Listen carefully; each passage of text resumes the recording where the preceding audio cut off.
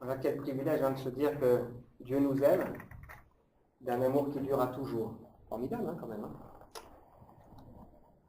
Alors j'aimerais, pour introduire le message de ce matin, vous poser quelques questions. La première, les questions qui font réfléchir, c'est est-ce que vous aimez les témoignages? Oui. Oui. La semaine dernière, on a parlé de la prière et on a donc raconté plusieurs témoignages pour illustrer la prière. Et cette exhortation de l'apôtre Paul qui nous invite à faire en tout temps toutes sortes de prières, à veiller à cela avec une entière persévérance. Alors si on n'a pas compris l'importance de la prière, là je ne sais plus ce qu'il faut faire. Et on a vu ensemble que la prière, ça s'apprend. Prier, c'est pas seulement demander à Dieu, mais c'est aussi prendre du temps devant lui et écouter le Seigneur nous interpeller, nous parler. On a rendu des témoignages par rapport à ça. Et c'est pas non plus faire une liste de courses en se disant à la fin, de toute façon, j'ai rien à payer en plus, c'est bien.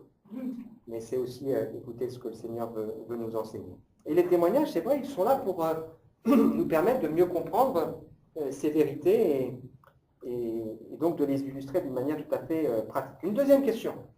Est-ce que nous sommes prêts les uns et les autres à rendre témoignage? Ah, c'est une question, hein? La Bible nous invite à toujours être prêts à défendre avec douceur et respect devant quiconque nous demande raison de l'espérance qui est en nous. Pour être prêt, ça veut dire qu'à un moment donné aussi, il faut avoir réfléchi à ça. Et pour être prêt, il faut s'être préparé. C'est aussi simple que ça. Et avoir réfléchi comment je peux, en quelques mots, donner témoignage. Après, on a une troisième question. Qu'est-ce que ça veut dire finalement rendre témoignage? En posant cette question, je sous-entends que peut-être parfois on peut passer à côté de l'essentiel. On peut peut-être parler plus de nous que de parler de Dieu. Cette semaine, dans une de mes lectures, je lisais dans un calendrier finalement 3 témoignages. Donc une dame qui s'appelle Denise qui dit ceci: j'ai toujours recherché la justice, la vraie justice et la vérité. J'ai vécu mai 68 avec la certitude qu'arriverait enfin l'égalité et la fraternité. Mais j'ai dû me rendre compte que moi-même, j'étais un être capable de commettre aussi l'injustice. J'ai cherché ailleurs, en Inde, mais pourtant la même misère, les mêmes injustices et les mêmes problèmes. Puis j'ai trouvé un point de chute à l'armée du salut. Un matin, une officière, assise à côté de moi, m'a dit « Jésus a changé ma vie ». Ce n'était plus quelqu'un qui me disait « Je crois en Dieu, Dieu existe », mais Jésus a changé ma vie. Cela a été un premier choc. Plus tard, j'ai rencontré une autre personne témoignant « Je suis médecin, cela fait 20 ans que je connais Jésus, il ne m'a jamais déçu. » Deuxième choc dans ma vie. Il fallait que je trouve ce Jésus. Pendant une demi-heure au moins, j'ai vécu un grand combat, puis je me suis effondré et mise à genoux. J'ai prié « Jésus, je ne sais pas, je ne te connais pas. Je ne sais pas si ce qu'on dit sur toi est vrai, mais si tu existes, je veux vraiment que tu changes ma vie. » Puis elle s'est mise à lire la Bible et elle est tombée sur ce verset « Cherchez et vous trouverez ». Qu'est-ce que ça veut dire rendre témoignage? Parfois, les uns et les autres, on peut avoir le sentiment « je n'ai pas un beau témoignage ». Ou alors, on peut avoir le sentiment que d'autres ont un meilleur témoignage que nous, ou peut-être que nous n'avons pas grand-chose à dire. Ça veut dire aussi rendre témoignage qu'à un moment donné, on accepte peut-être d'une certaine manière de se livrer. À la pastorale, donc il y a 3-4 semaines de ça, j'ai eu un échange à table, du temps avec un frère, un pasteur qui s'appelle Marc-Étienne de Bézieux, et qui est dans une église à Cavaillon, dans le sud de la France, et qui est dans une église qui est d'une taille comparable à la nôtre. Et on a échangé un petit peu sur ce qu'on faisait les uns et les autres dans nos églises. Et il m'a dit qu'ils avaient justement travaillé sur le témoignage personnel des uns et des autres. Et il s'était appuyé en particulier sur le témoignage de Paul. Parce que Paul, on a cet avantage, c'est qu'on sait comment il a rencontré le Seigneur dans le livre des Actes. Alors qu'il était là en pleine opposition, paf, le Seigneur l'interpelle sur la route, le fait tomber de son cheval et se révèle à lui. Bon, il met 3 jours là dans le noir, quelqu'un vient le voir, il prie pour lui. Enfin, on a tous les détails qui nous sont racontés. C'est déjà encourageant de se dire que Dieu peut se révéler à quelqu'un qui même semble complètement opposé. Et puis on a aussi 2 fois dans le livre des Actes au moins, Paul qui se retrouve soit devant la foule, soit devant une autorité, et qui raconte son histoire. C'est assez long, il donne plein de détails. Et puis une autre fois, en particulier dans le livre de la lettre qu'il écrit aux Galates, il dit simplement 1 ou 2 versets. Vous connaissiez autrefois ma conduite, Je résume, je persécutais avec outrance et ravageais l'Église avec un zèle excessif, mais celui qui m'avait mis à part dès le sein de ma mère m'a appelé à autre chose. Finalement, dans ces témoignages très longs où il donne plein de détails, comme dans ce court témoignage, il dit la même chose. Il dit à un moment donné, quelqu'un a changé ma vie. Un peu comme disait cette dame de l'armée du salut. Jésus a changé ma vie. Et finalement, rendre témoignage, c'est ça. C'est être en mesure de dire, qu'est-ce que j'ai vécu avec Dieu, avec Jésus, cette rencontre qui a changé ma vie. Ou ce témoignage de ce médecin qui tient en une phrase. Ça fait 20 ans et il ne m'a jamais déçu. Alors pourquoi je parle de témoignage ce matin? Parce que ça va introduire notre sujet, où on va simplement partager 4 versets en 2 parties. Une conclusion en 2 parties qui fait réfléchir. Éphésiens, chapitre 6, versets 21 à 24. On arrive à la fin de notre lettre, alors certains diront, ouf, ça y est, c'est enfin fini. En même temps, je crois que Paul, il pèse tous ses mots pour ces 4 derniers versets. Vous savez que quand un enfant, il doit préparer, un jeune, il doit préparer un étudiant, une dissertation, on lui dit, tu dois faire très attention à l'introduction et à la conclusion. Parce que dans l'introduction, tu vas donner envie de lire, et dans la conclusion, tu vas rappeler ce qui est essentiel. Ça veut dire que c'est des choses importantes, pas des choses qu'on fait à la légère. Afin que vous connaissiez vous aussi quelle est ma situation et ce que je fais, Tychique, le frère bien-aimé, est un fidèle serviteur dans le Seigneur, vous informera de tout. Je l'envoie exprès vers vous pour que vous ayez de nos nouvelles et pour qu'il réconforte votre cœur. Que la paix et l'amour avec la foi soient donnés aux frères et sœurs de la part de Dieu le Père et du Seigneur Jésus-Christ. Que la grâce soit avec tous ceux qui aiment notre Seigneur Jésus-Christ, d'un amour que rien ne peut corrompre. Donc il y a dans ce passage 2 témoignages, le témoignage de Paul et de Tychique, un chic type, on verra tout à l'heure, c'est plus facile à retenir. Et puis on verra aussi qu'il y a des bénédictions particulières qui sont réservées à ceux qui aiment Dieu. Il y a déjà cette question, parce qu'on est dans un culte où on se pose des questions, c'est important. Est-ce que je fais partie de ceux qui peuvent dire « j'aime Dieu ». J'aime Dieu. On y viendra dans quelques instants. Alors tout d'abord, les 2 témoignages. Paul, le témoignage de Paul et le témoignage de Tychique. Juste avant, on avait lu « Priez pour moi, afin que lorsque j'ouvre la bouche, la parole me soit donnée pour faire connaître avec assurance le mystère de l'Évangile. C'est pour lui que je suis ambassadeur dans les chaînes. Priez que j'en parle avec assurance comme je dois le faire. » Puis ensuite, il dit cette phrase, afin que vous connaissiez quelle est ma situation, j'envoie Tychique. Donc il y a ici le témoignage de Paul, et puis il y a ensuite le témoignage qui est rendu de Tychique. La semaine dernière, à l'issue du culte, Sabrina m'a dit, ah c'est vrai, je n'avais pas pensé, que toi aussi tu as besoin qu'on prie pour toi. Ça va, je ne dis pas de bêtises. Et Paul, il n'hésite pas, alors qu'il a une grande connaissance, qu'il a vécu des choses avec Dieu, à dire, j'ai besoin que vous priez pour moi, pour que je puisse correctement annoncer le message pour lequel je suis même là en prison. Ambassadeur dans les chaînes, vous vous rendez compte? On pourrait se dire, lui en prison, il ne peut plus faire grand-chose, mais heureusement qu'il a été en prison. C'est grâce à ce temps qu'il a passé en prison, en particulier, qu'il a pu rédiger ses lettres, et que nous avons une grande partie du Nouveau Testament. Mais Paul, il est ici en train d'accepter d'ouvrir un peu son cœur, et d'accepter de montrer ce qu'il vit aussi avec le Seigneur, et quels sont en réalité aussi ses besoins. Une lecture peut-être trop rapide du Nouveau Testament pourrait nous laisser penser que Paul, c'est simplement quelqu'un de distant, de froid, de sévère, qui a une grande connaissance et puis qui n'a pas de difficulté. Mais quand on lit avec attention ce qu'il nous dit dans ses lettres, on voit combien à un moment donné il accepte aussi d'ouvrir son cœur et de se livrer. Et il parle de ses luttes et de ses besoins. Il parle il a une écharpe dans la chair, alors on suppose que c'est un problème aux yeux, qu'il a prié plusieurs fois le Seigneur, qui pourtant lui a permis de voir des choses extraordinaires, et le Seigneur lui a dit, tu vas garder ton écharpe. Tu vas garder ce problème que tu as. Parce que ma grâce te suffit. C'était dur pour Paul. Il parle aussi de ses larmes, à cause de ceux qui ne marchent pas comme ils devraient avec le Seigneur. Il parle des soucis que peuvent lui donner parfois les églises. Il parle aussi des nombreuses fois où on a cherché à le faire mourir, où il s'est senti comme un peu abandonné. Et surtout, il parle de la joie.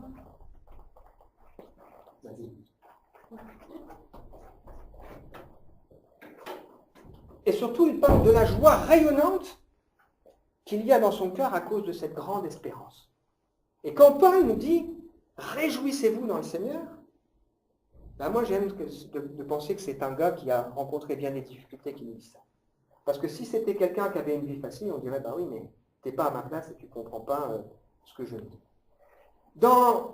On a partagé à l'étude biblique il y a quelque temps la lettre aux Romains, et c'est incroyable de voir comment Paul, au chapitre 16, il y a une trentaine de noms, où il donne les noms, il rend témoignage de ce que les gens ont fait, comment ils l'ont aidé, comment ils l'ont accompagné, et il les salue parce qu'il est attentif aussi aux besoins des autres. Et c'est important pour nous de le réaliser. C'est quelqu'un qui se livre, disant j'ai besoin de vos prières, qui parle de ses vies, de ses combats, et qui veut aussi donner des nouvelles pour encourager et pour consoler. Quand j'ai fait ces conférences la semaine dernière à Mirecourt, plusieurs fois j'ai eu l'occasion de donner quelques mots de mon témoignage. C'est finalement quelque chose qui m'est venu de manière assez naturelle en partageant les sujets qui étaient par rapport à cette conférence, des points particuliers de ma vie. Et c'est important, pourquoi? Parce que les gens, ils ont besoin de savoir que celui qui parle, il n'est pas seulement là pour nous parler de Dieu, mais il vit quelque chose aussi avec le Seigneur. Et c'est important d'avoir comment dirais-je, cette simplicité et puis d'avoir cette vérité en Christ.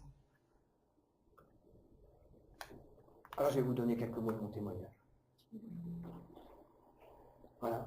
Et en essayant de faire simple, le frère avec qui je parlais me disait il faut être capable de le donner en quelques minutes si on a plus de temps, ou en simplement le temps de 2 stations de bus. Si on a moins de temps, bien en quelques mots comment le Seigneur s'est révélé à nous. Voilà, donc je suis né dans une famille catholique, avec une éducation traditionnelle, mais mes parents n'étaient pas particulièrement pratiquants. Ils m'ont invité à suivre le catéchisme et à suivre une instruction religieuse, et puis c'était la coutume à l'époque, on va jusqu'à la communion, puis après on s'arrête, sauf aux grandes occasions. Voilà. Et personnellement, je n'étais pas particulièrement croyant, j'avais des amis qui étaient très engagés, qui étaient enfants de cœur, ce n'était pas du tout mon cas, ça ne m'intéressait pas particulièrement, mais déjà tout jeune, j'avais un problème, j'avais une grande question dans mon cœur. Je me posais des questions sur la mort. Et la conférence, j'aurai l'occasion de le dire. Ça me parle. Et je crois que même un jeune, un adolescent, il peut avoir des questions sur le sens de l'éternité.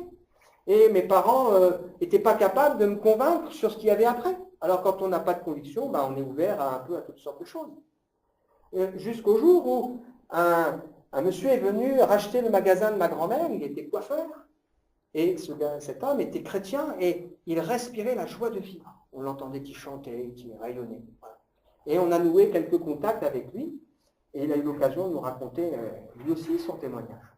C'est quelqu'un qui avait tout perdu, parce qu'il tenait un magasin avec son épouse, et son épouse l'a trompé, donc il a fallu arrêter le magasin, perdre son affaire, perdre son épouse, voilà. Donc il avait des idées de suicide, des idées de meurtre, de vengeance, etc. Jusqu'au jour où il a découvert en Dieu le pardon, la grâce, le bonheur, et il rayonnait de cette joie de vivre. Et c'est ce qui m'a permis de venir dans une église avec ma mère, on est venus tous les deux, et puis là, de découvrir effectivement que le message, ce n'était pas du tout ce que je pensais. De découvrir que Dieu connaît nos cœurs, que Dieu connaît nos vies. Et puis j'ai compris pourquoi j'avais peur de la mort. J'ai peur de la mort parce que je n'étais pas en paix avec Dieu. Et j'avais besoin, à un moment donné, que Dieu pardonne mes péchés et m'assure de la vie éternelle. Et lorsque j'ai fait cette démarche avec Dieu, quand j'ai pu vivre cette expérience de demander réellement pardon, pas une petite prière, mais réellement pardon, cheminer, il m'a fallu un peu de temps, eh bien je peux dire que j'ai reçu la paix dans mon cœur. Ça ne veut pas dire que parfois il ne m'est pas arrivé de me poser des questions, mais j'ai reçu la paix dans mon cœur. Le Seigneur m'a donné l'assurance de la vie éternelle. Et c'est important pour nous d'être prêts en quelques mots à rendre notre témoignage. Comment j'en suis venu dans le ministère? Lorsqu'on était à la convention, la conférence, la pastorale, pardon, plusieurs ont rendu leur témoignage pour expliquer comment ils sont rentrés dans le service de Dieu. Et en fait, les expériences sont différentes des uns et des autres, et rarement des expériences extraordinaires. Mais il y a quand même des points communs qui ont été donnés, dans lesquels je me retrouve aussi. Dès que je me suis tourné vers le Seigneur, j'avais du feu et j'avais du zèle pour le Seigneur, et j'étais prompt dans l'Église à participer à toutes les activités. Il fallait installer des choses, j'installais les choses. Il y avait des travaux à l'époque à l'église, j'ai fait les travaux à l'église. Et à un moment donné, on m'a confié aussi la possibilité d'être le référent pour envoyer des Bibles dans les pays de l'Est. Donc je me suis occupé, je donnais les adresses aux chrétiens, je faisais le lien, etc. Pourtant j'étais jeune. Voilà, donc dès que je pouvais, je fais un peu de musique, etc. Avec ce désir dans mon cœur de pouvoir servir le Seigneur. Et puis je me suis formé. J'ai fait des cours par correspondance, tout ça, j'ai commencé, mon pasteur m'a dit que tu devrais te former, etc. Je n'en avais pas parlé avec lui de mon désir de servir Dieu, mais je pense qu'il le savait, il le voyait. Et puis un jour, alors que j'étais étudiant, en fin de mes études d'ingénieur, j'ai vraiment eu à cœur que le Seigneur avait débloqué la situation pour moi et m'a pris à son service. Et là, c'était une semaine particulière, c'était en février 1991, vous voyez, je m'en souviens. Il y avait 92, pardon, il y avait une pastorale dans notre église, dans mon église, et je me disais, le Seigneur va débloquer la situation. J'ai eu à cœur cette semaine-là particulièrement de prier pour que le Seigneur fasse quelque chose pour moi. J'ai pris du temps à donner, à prier. Et puis, je suis venu le dernier jour à cette rencontre, et mon pasteur m'a fait venir, et il m'a dit, voilà, avant la pastorale, j'ai eu à cœur d'aller voir un frère et de lui parler de toi. Et le frère, lui, en question, qui était au Havre, avant de venir à la pastorale, il s'était dit, ce serait bien que quelqu'un vienne me voir et me dise, tu n'aurais pas besoin d'un gars. Et mon pasteur est allé le trouver, il lui a dit, tu n'aurais pas besoin d'un gars. Et ils m'ont fait venir et ils m'ont dit, voilà. Et moi, j'avais vécu la même chose. C'est-à-dire que ce que j'avais dans mon cœur a été confirmé aussi par le témoignage de ces deux frères. Et c'est ce qui m'a permis donc de rentrer dans le service du Seigneur. Quand, une nouvelle fois ici, j'ai accepté de laisser mon travail, j'ai vécu une expérience qui ressemble aussi à ça. Même si les choses n'ont pas été simples. Et je raconte ça parce que c'est important qu'on se souvienne aussi du témoignage de notre Église. Plusieurs personnes m'ont dit, est-ce que tu devrais peut-être réfléchir à retourner dans le service à plein temps, etc. etc. J'écoutais, je me disais rien, mais ça travaillait dans mon cœur. Et puis à un moment donné, je me suis dit, bon, je me lance. Et donc j'ai commencé à rédiger quelque chose pour dire, voilà, je serais prêt à m'engager pour servir à Nancy et à Épinal.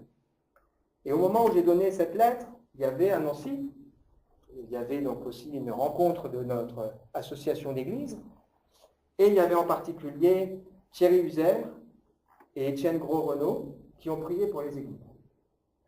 Et ils ont eu tous les deux à cœur de dire, on voudrait aller voir Raphaël, pour lui dire, Raphaël, est-ce que tu ne veux pas aller plus loin avec le Seigneur, t'engager dans un service. Et au moment où ils ont reçu la lettre, ils ont dit, on a prié pour lui, aujourd'hui, pour ça. Il y avait encore cette confirmation qui a pu être donnée. Et pourtant, Thierry Uzer, je ne le connais pas. À l'époque, je ne l'avais jamais vu. Donc il avait prié pour moi, sans me connaître, en ayant à cœur que les choses puissent s'avancer. Alors ça ne veut pas dire que dans la vie, les choses sont faciles. Il y a des choix qu'il faut faire. Il y a des choix pour notre famille. Sans même, ce n'est pas facile tous les jours, de se dire, voilà, un choix, de rester ici, pour s'occuper de l'Église, parce qu'on a envie que le Seigneur se glorifie et que le Seigneur développe son œuvre. Pourtant, j'avais une proposition, travail, ce nom-ci, intéressant, mais j'ai refusé cette proposition avec le désir de pouvoir être utile entre les mains du Seigneur. Paul raconte ses histoires, sa vie, pour encourager, pour consoler. Et rendez compte que c'est lui qui aurait de quoi être abattu, mais au contraire, il veut les encourager et les consoler. Lorsque j'ai fait la semaine dernière la conférence sur le repos, j'ai évoqué le fait que c'est une bonne chose que les chrétiens soient éprouvés. Formidable, hein? Je dis voilà, c'est bien pour soi éprouvé. Alors, bien sûr, ça suscite un peu... Et j'en ai plusieurs raisons à ça. Premièrement, parce que notre espérance, elle n'est pas sur la terre. Notre espérance, elle n'est pas sur la terre. Et si on s'attache trop aux choses de la terre, on en oublie l'essentiel. Deuxièmement, c'est parce que ça donne à la Bible tout son sens. Si dans la Bible, on avait des gens qui se tournent vers Dieu et puis après tout roule, il n'y aurait pas beaucoup d'histoires dans la Bible. Mais dans la Bible, il y a plein d'histoires de gens qui connaissaient Dieu, qui ont eu des difficultés, qui ont fait des bêtises, qui ont fait des erreurs, comme moi, comme vous, et puis qui ont cheminé avec Dieu, et Dieu a fait grâce, et Dieu a béni. Et c'est pour ça que quand on raconte quelque chose, quand on lit ces histoires, ça nous parle. Et quand finalement, on a dans la Bible toutes les réponses à toutes les questions qu'on peut se poser. Parce que ça nous apprend aussi beaucoup sur nous et beaucoup sur Dieu, l'épreuve. Sur nous, sur ce qu'on a vraiment dans le ventre, nos manquements, et puis sur Dieu, sa fidélité. Et puis ça donne aussi un sens à notre témoignage.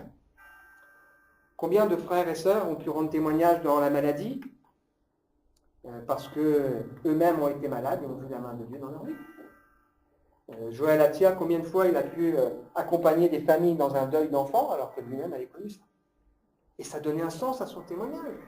Il y a un frère pour qui on a prié ici, une famille qui s'appelle Harry, qui est pasteur dans un poste pionnier à Paris. Ils ont un petit garçon qui a dû avoir une greffe et c'est compliqué, il est à l'hôpital, on a prié même avec les enfants pour ça. C'est une nouvelle, c'est pas grave.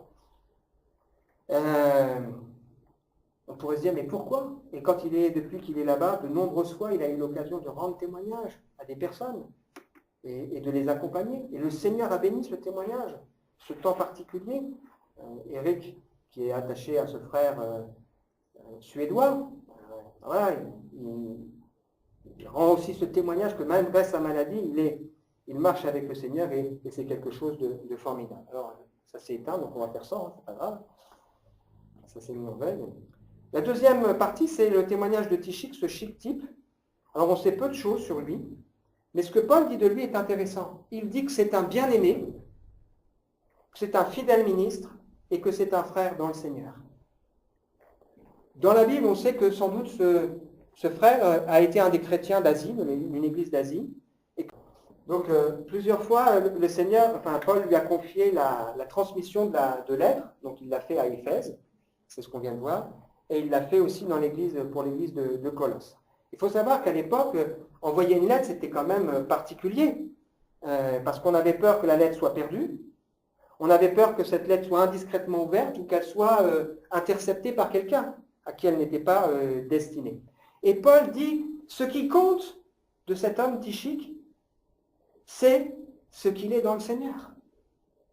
On s'en fiche de savoir s'il était riche, s'il était pauvre, s'il était beau, s'il était intelligent. C'est ce qu'il est dans le Seigneur. Un bien-aimé dans le Seigneur et un fidèle ministre.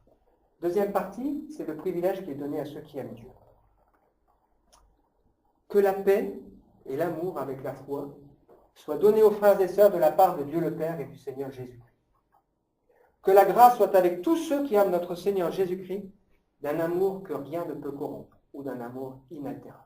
Donc il y a ici 3 bénédictions particulières qui sont réservées à ceux qui aiment Dieu. Et cette question, elle est pour nous ce matin. Est-ce que je fais partie de ceux qui aiment Dieu? Vous vous souvenez de cette rencontre de Pierre avec Jésus quand il est ressuscité, où Jésus va le voir, Pierre qui pensait que voilà, tout irait bien pour lui, qui a trahi son maître, et lui dit 3 fois, « Pierre, m'aimes-tu » Alors il dit « Oui, Pierre, m'aimes-tu » Ah oui, tu sais toutes choses. « Pierre, m'aimes-tu » C'est une question qui est importante. Souvent, quand l'être humain il veut résumer les 10 commandements, c'est ce qu'on a fait comme expérience avec les enfants. Il dit, tu ne tueras pas, tu ne voleras pas. C'est comme ça qu'on présente les choses de Dieu. Alors qu'en réalité, ça commence en nous disant, je suis Dieu qui t'a fait sortir du pays d'Égypte, c'est lui qui t'a béni. Et quand on pose cette question à Jésus, c'est quoi les 10 commandements? Il dira, tu aimeras le Seigneur ton Dieu. Tu aimeras ton prochain. C'est-à-dire que c'est ça la vraie question. Est-ce que oui ou non, j'aime Dieu? Mais comment peut-on aimer quelqu'un qu'on ne connaît pas? C'est pas possible.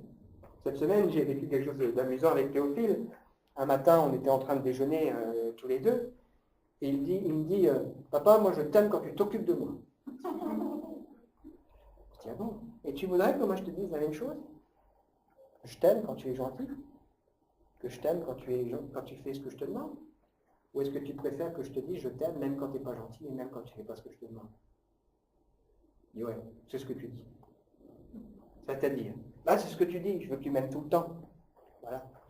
Nous aussi on a ça avec Dieu. Heureusement que Dieu nous aime tout le temps. Et quand le Seigneur interpelle Pierre sur cette question, il lui dit, si tu m'aimes, tu t'engages. Aimons-nous Dieu? Il y a une question ici d'un amour inaltérable. Ou que rien ne peut corrompre. C'est-à-dire qu'il est question d'aimer Dieu, quelles que soient les circonstances de la vie. Et ça, c'est possible que par la grâce de Dieu. Hein. Que par la grâce de Dieu. Seigneur, apprends-moi à t'aimer. On découvre dans la Bible que finalement, l'amour qu'on a pour Dieu, le fait qu'on aime ou qu'on n'aime pas Dieu, c'est ce qui finalement ouvre les portes d'un royaume. Quelques passages. Le salut est réservé à ceux qui aiment Dieu. Si quelqu'un n'aime pas le Seigneur, qu'il soit maudit. Ça veut dire que il n'y aura personne dans le ciel qui n'aimera pas Dieu. C'est pas possible. On ne peut pas être sauvé si on n'aime pas Dieu. Le royaume et les richesses de Dieu sont réservés, pas à tous les hommes, à ceux qui aiment Dieu. Dieu a choisi ceux qui sont pauvres aux yeux du monde pour les rendre riches dans la foi et héritiers du royaume qu'il a promis à ceux qui l'aiment. La révélation est pour ceux qui l'aiment. Ce que l'œil n'a pas vu, que l'oreille n'a pas entendu, qui n'est pas monté au cœur de l'homme, Dieu l'a préparé pour ceux qui l'aiment. Et si j'aime Dieu, Dieu me parlera et me montrera des choses. Mais si je ne l'aime pas, il n'aura pas envie de me montrer, de me révéler les choses. Si ce n'est pour que nous puissions le découvrir et apprendre à l'aimer. Et quand il donne les 10 commandements, il se présente comme ce Dieu qui fait miséricorde à ceux qui l'aiment. Moi, je veux que Dieu me fasse miséricorde. Hein. Je sais que j'en ai besoin. Et le bien final, toute chose concourt, pas au bien de tous les hommes, hein, au bien de ceux qui aiment Dieu, même s'il y a des choses qu'on ne comprend pas, même s'il y a des choses qui sont compliquées et des choses qui sont difficiles. Alors, il y a 3 bénédictions particulières, on termine avec ça. La paix et l'amour qui s'obtiennent par la foi. Qu'est-ce que ça veut dire? La paix, l'amour, et bien sûr, et la troisième, c'est la grâce. Hein. La paix qui vient de notre communion intime avec le Seigneur. Le fait de dire, je suis en paix avec Dieu. J'ai la paix de Dieu dans cette circonstance que je peux traverser. Alors parfois, c'est pas facile, hein, on est agité, hein, quand il se passe des choses qui nous bousculent. Mais on peut retrouver en Dieu cette paix qui nous aide à cheminer. Qui peut, pendant le sait, pouvoir se passer de la paix de Dieu? Moi, j'en ai besoin. Et l'amour. L'amour. On remonte le texte. L'amour. Moi, j'ai besoin de savoir que Dieu m'aime, j'ai besoin de découvrir encore davantage son amour. Et tout ça, ça prend un sens par la foi. Est-ce que vous n'avez pas besoin de savoir que Dieu vous aime? Est-ce que vous n'avez pas besoin chaque jour de serrer dans vos cœurs le fait que Dieu vous aime? Et Paul, quand il termine, il dit, je veux que vous grandissiez dans la paix, je veux que vous grandissiez dans l'amour par la foi. Et puis enfin, la grâce. Qui est-ce qui pourrait croire qu'après quelques mois, quelques années, quelques dizaines d'années de vie chrétienne, il ait moins besoin de la grâce de Dieu? Ça va être fou, hein? Ça va être fou pour penser ça. Cette semaine, en allant à une réunion avec Sangallo, on discutait ensemble et il me parlait de Jules Marcel Nicole. Pour ceux qui connaissent, un ancien qui est décédé, un vieux pasteur, qui a terminé, il était quasiment aveugle, mais il avait une connaissance de la Bible extraordinaire. Il connaissait la Bible, lui, on peut dire, vraiment par cœur. Il est capable de réciter des passages entiers. On lui posait une question, il est capable de dire, il y a 3 passages dans la Bible qui parlent de ce texte, etc. Et cet homme qui a beaucoup instruit, hein, c'était aussi quelqu'un de très humble. Et il disait, j'aime bien écouter des gens prêcher l'évangile. Et j'aime bien écouter les autres parler de Dieu. Parce qu'il avait conscience qu'il avait des choses à apprendre. Et nous avons besoin de réaliser que chaque jour, nous avons besoin de la grâce de Dieu. Nous avons encore des choses à apprendre. Alors en conclusion, sommes-nous prêts à rendre témoignage? Est-ce qu'on est prêt à se préparer? Quelques mots. Il a changé ma vie. Il ne m'a jamais déçu, il m'a consolé. Je vais bien en lui, peut-être. Est-ce que nous aimons Dieu d'un amour inaltérable? Et est-ce que nous voulons plus de paix, d'amour, de grâce, de la part de Dieu le Père et du Seigneur Jésus-Christ? Et ça s'obtient par la foi. On va prier.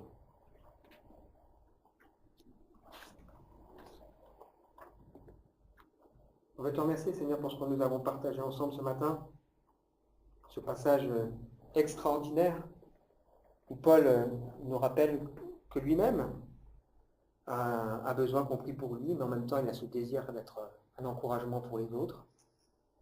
Et puis il nous montre aussi qu'il est attaché à l'amour il est attaché à la grâce, il est attaché à la paix. Et nous-mêmes, nous voulons être attachés à ces trois choses.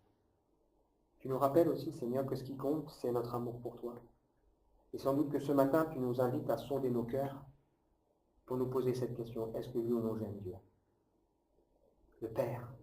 Et est-ce que j'aime son Fils Jésus-Christ? C'est vrai que, comme on l'a partagé, il y a tant de gens qui peuvent parler de Dieu, mais des gens qui peuvent dire Dieu a touché mon cœur, j'aime Dieu, c'est très différent. Viens nous apprendre, Seigneur, à t'aimer.